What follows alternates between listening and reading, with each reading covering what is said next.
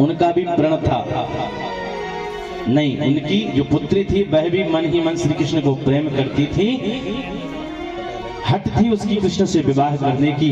वह राजा आए, हाथ जोड़ करके कृष्ण से प्रार्थना की और अपनी पुत्री कृष्ण को देकर विवाह करके चले जाते हैं। 5वां विवाह मित्र वृंदा से हुआ और 6वां विवाह नग्न जात देश के नाम से राजा थे, उनकी एक पुत्री थी जिनका नाम था नग्नजित, नग्नजित से हुआ।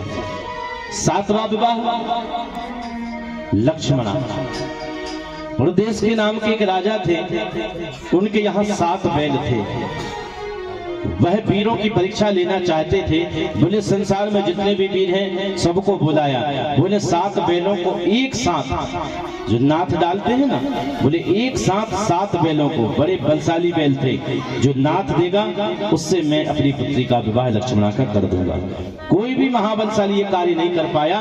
बड़े दुखी हुए कि मेरी पुत्री क्या बिना विवाह की कुंवारी रह जाएगी। तो भगवान श्री कृष्ण ने जाकर के उन 7 बैलों को एक साथ न था और लक्ष्मणा से विवाह करके द्वारका आ गए। इस प्रकार रज्यादि देश के नाम के एक राजा थे, उनकी एक पुत्री थी, वहां भी स्वयंवर था। उस स्वयंवर में श्री कृष्ण के ही गले में उस भद्रा नाम की कन्या ने वरमाला डाल दी। इस प्रकार भगवान का 8वां विवाह हुआ। कितने विवाह हो गए भगवान के? 8। एक बहुत ही बलशाली महादैत्य था जिसका नाम था भौमासुर। बहुत ही पापी अत्याचारी था। वह क्या काम करता था?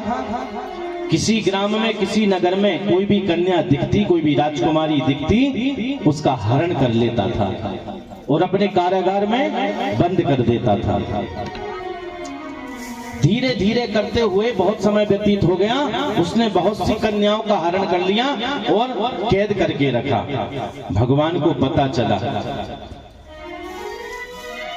भगवान को पता चला कि इसके पाप बहुत बढ़ गए हैं। एक दिन सत्यभामा को लेकर के वहां पहुंच जाते हैं। एक नरकासुर नाम का दैत्य था, भूमिपुत्र, उसके द्वारा वह पूरा राज्य बंधा हुआ था, वहां अंदर कोई प्रवेश नहीं कर सकता था। भगवान ने सर्वप्रथम उसका वध किया और जाकर के भौमासुर से युद्ध किया। युद्ध में उसको परास्त कर, उसको मारकर जो कन्याएं थी उन सबको वहां से, उसकी कैद से मुक्त करा दिया भगवान ने। अब भगवान ने कहा, हे कन्याओं, अब आप अपने अपने घर को जाओ। वह हाथ जोड़ करके कन्या कहती हैं, प्रभु हम कहाँ जाएं? आपने आकर हमारी रक्षा की, आपको बहुत बहुत धन्यवाद है, लेकिन अब हम जाएंगे कहाँ?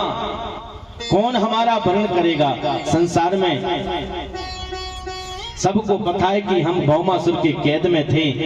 इस प्रकार कौन, किसका पुत्र, कौन सा राजकुमार हमें विवाहेगा? किससे विवाह करेंगे हम?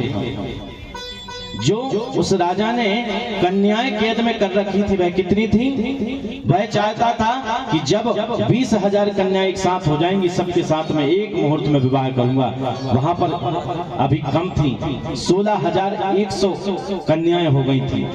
सभी ने हाथ जोड़कर भगवान से प्रार्थना की, तो भगवान ने उसी स्थान पर एक ही मुहूर्त में, एक ही साथ उन 16,100 कन्याओं के साथ में विवाह कर लिया। जब 16,100 कन्याओं से वहां विवाह किया तो अब भगवान के कितने विवाह हो गए? 16,108। 8 तो पटरानियां हो गई। 16,100 रानी जो भौमासुर की कैद से छुड़ाई थी वह हुई। इनका विवाह भगवान ने इनसे भी विवाह किया। इस प्रकार भगवान के 16,108 विवाह हुए। अब इतना भाई, अब इतने विवाह हुए हैं तो कितना बड़ा परिवार नहीं होगा भगवान का। कहते हैं इतनी रानियों से एक रानी से 3 पुत्र और 2 कन्याएं हुई, यानी 5 संतान एक रानी से। तो भगवान की कितनी संतानें हुई होंगी, जोड़ दो आप। एक पत्नी से 5 संतान, इस प्रकार 16,000।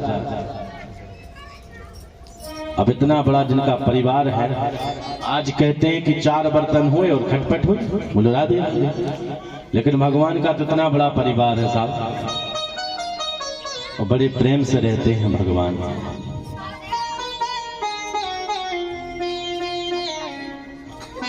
कभी कोई रूठता है, भाई इतना बड़ा परिवार है, तो भाई कभी झगड़े भी होते होंगे, कभी कोई रूठता भी होगा। तो भगवान सबकी देख रेख करते हैं कि कोई रूठे भी ना। लागी लगन मत तोड़ना,